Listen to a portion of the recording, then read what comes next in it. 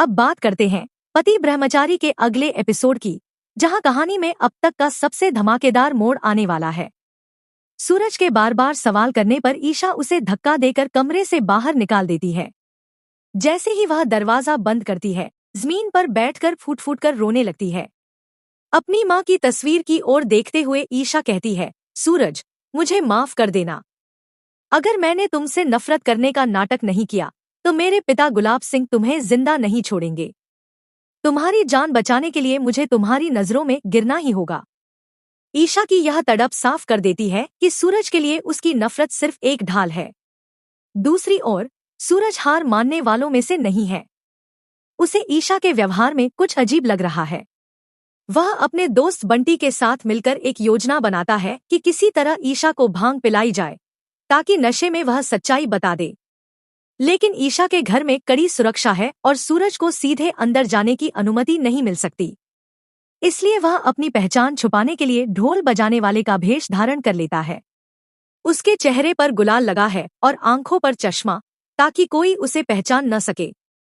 बंटी घबराकर कहता है, सूरज भैया, यहाँ आ तो गए हैं, लेकिन अगर किसी ने पहचान लिया तो बहुत बुरा होगा।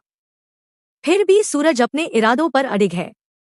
वह मन ही मन ठान लेता है कि चाहे कुछ भी हो जाए, वह ईशा तक पहुंचेगा और सच जानकर ही रहेगा। ढोल बजाते हुए वह घर के अंदर पहुंचता है। चारों तरफ रंग उड़ रहे हैं।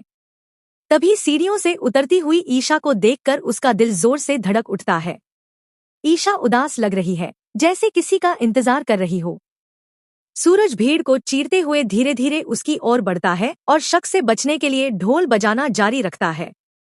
पास पहुंचकर वह धीरे से कहता है, ईशा जी, आखिर आप मुझसे इतनी नफरत क्यों करती हैं?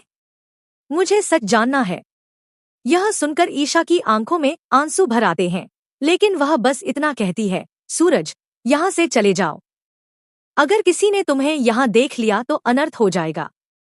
अब असली सवाल यह है कि क्या भांग के नशे में ईशा गुलाब सिंह के काले राज सबके सामने लाएगी, या फिर सूरज की यह कोशिश भी नाकाम हो जाएगी?